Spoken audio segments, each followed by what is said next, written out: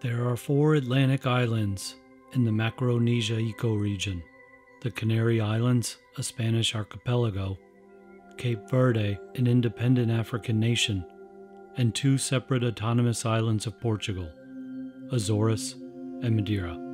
This documentary covers all but the Canaries.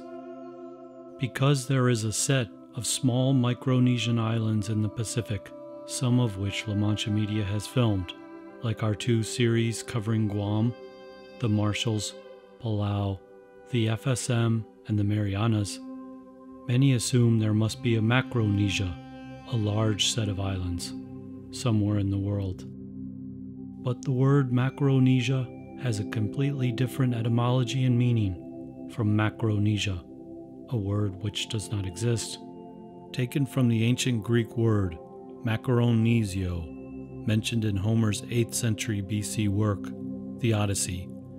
It refers to a semi-legendary place known as the Isles of the Blessed, or the Fortunate Isles, a paradise reserved for special deities who were pure enough to gain entrance to the Elysian Fields.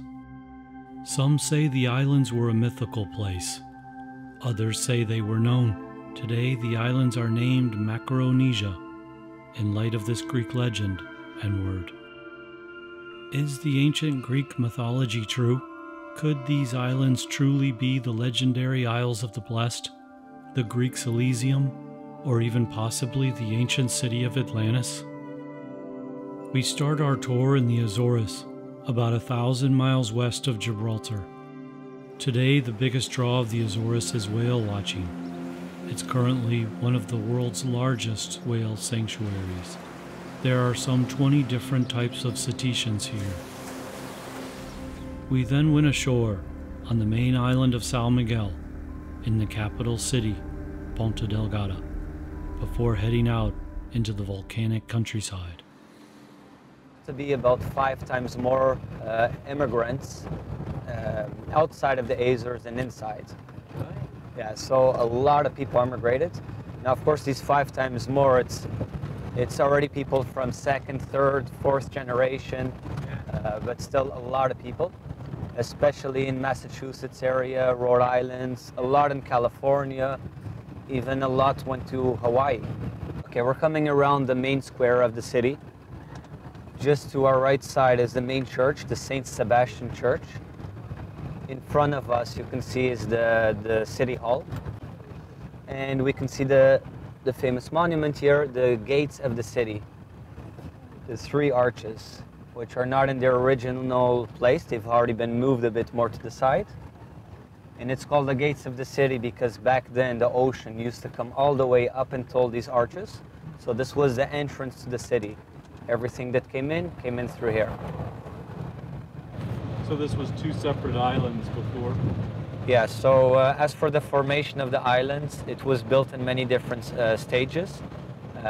During a large part of our island formation, this was actually 2 separate islands, having one of them here, the area of Setsidaj, the whole west side, and the other island being all of the eastern side. So this middle part is the most recent part to be formed on the island, roughly about 50,000 years ago, which sounds like a long time, but is actually the baby part of the island compared to the rest. A combination of many different smaller eruptions that managed to join the 2 islands and make it the one island of São Miguel. The islands are all completely volcanic, built out of many different eruptions, many different kinds of volcanoes. So we are here at the Fire Lake, one of the most beautiful and natural parts of the island. This is our youngest caldera, the youngest volcanic caldera, with beautiful blue-colored lake up top here.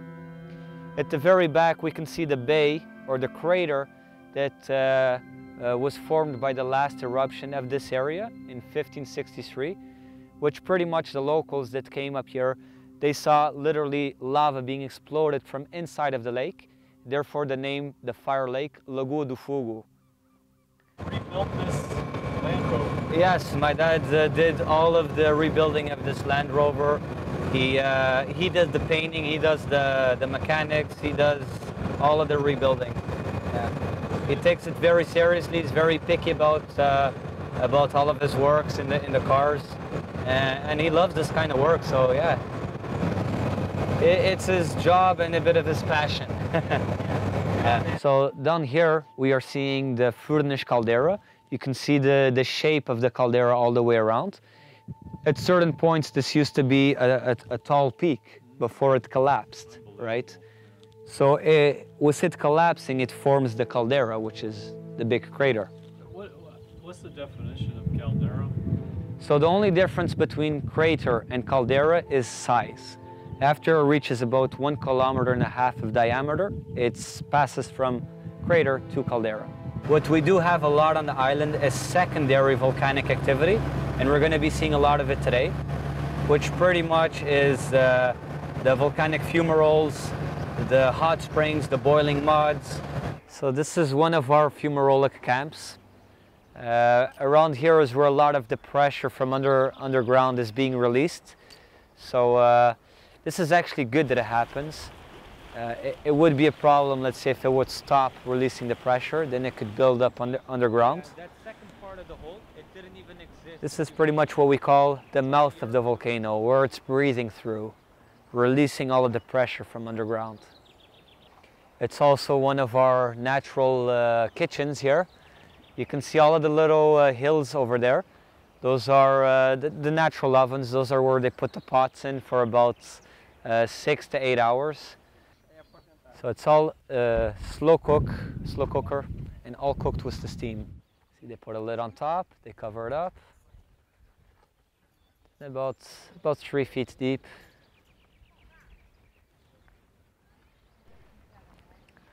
There you go, there's a pot, and they wrap up the pot with a cloth, just to make sure nothing goes in. There's actually 2 in there. Some of the holes you can fit 2 or even 3 smaller pots. This one is from Terra Nostra. It's a hotel, and they also have a restaurant. They're bringing it here to their van and then driving it off to the restaurant. You never know what could happen here. It's a dormant volcano. It is pretty unpredictable. It's been quiet for about 400 years, but geologically speaking, that's nothing. So it could wake up at any moment, really. This is the Calderas area. This is the biggest fumarolic camp of the island. In 1522, there was a very large earthquake that provoked a landslide. And this landslide pretty much covered up the entire capital at the time, above the town after the big catastrophe. What is it again? The Chapel of Our Lady of Peace, built to bring peace over the town after the big disaster. So it was a 500-year-old chapel. The chapel came after this. The original chapel is from the 1700s, even though now there's the staircase, which we'll be seeing in a few seconds. It was only built back in the 60s, so it's a lot more recent, the staircase, but the original chapel is from the 1700s.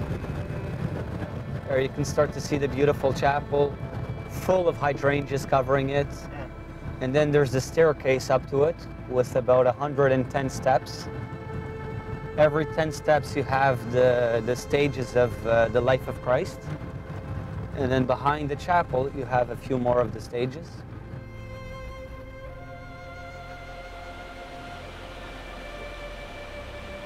It looks dirty, but it's not dirty. It's actually iron. And because this one is bigger, it oxidates. The iron oxidates and makes it look orange. Oh, yeah, but the water is nice and warm. It's probably very close to 100 degrees Fahrenheit. So a nice temperature, nice hot spring. Yeah, they say when you go in for a swim, you come out 10 years younger. It's a treatment of beauty and health. Do a lot of people bring their wives here and go, jump in, honey? So all around the mountains, there's a lot of these smaller lakes. This here is Sete Cidades, the big caldera of Sete Cidades, which is called that because of the 7 separate craters inside of the one big caldera. In the center of all of this caldera, we have the town of Sete Cidades, a little town inside of a dormant volcano.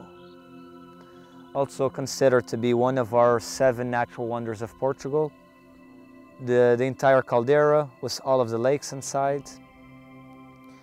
A good idea you can get from here is that the smallest island of the Azores can actually fit inside of the caldera.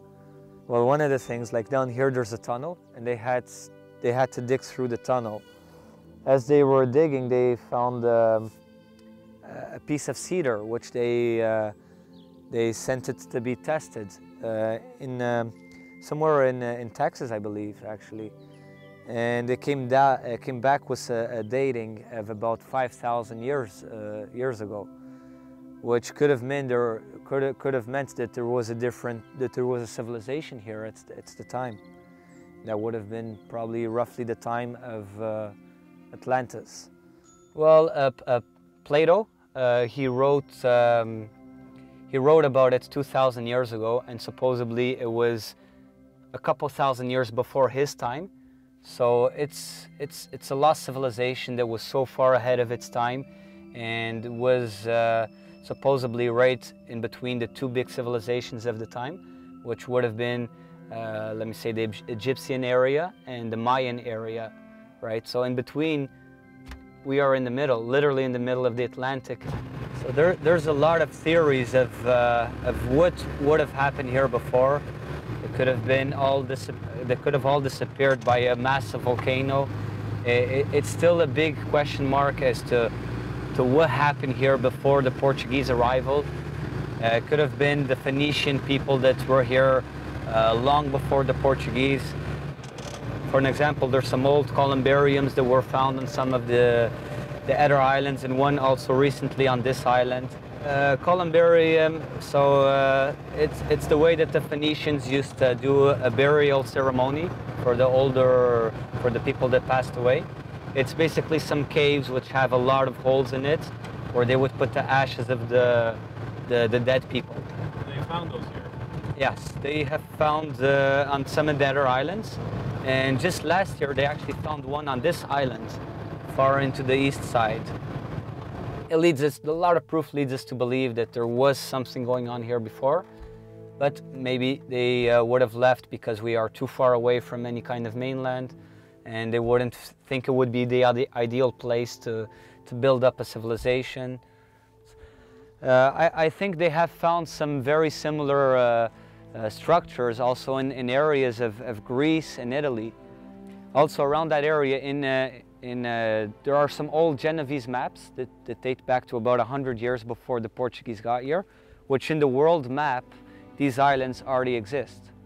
So supposedly the Portuguese were the first ones to discover these, but there's already older maps proving that they were not the first ones to arrive here. So a few years ago, one of the local fishermen off of Terceira Islands, as he was going out and exploring some of the seas, he noticed that some of the underwater formations looked a lot like pyramids. So I started to explore the area, and they came to find out that there was a lot of formations underwater that actually did seem like many pyramids, a whole group of pyramids which would have been too perfect to be naturally caused. But many people strongly believe that there are pyramids underwater off of the Terceira Island. Was the Azores the fabled Macaronesian Isle of the Blessed, Elysium, or even Atlantis? Visiting here, I couldn't help but think of the ancient author Homer, who in the oldest known work of Western civilization, the Odyssey, described Macaronesia. To the Elysian plain, where life is easiest for men, no snow is there, nor heavy storm, nor ever rain.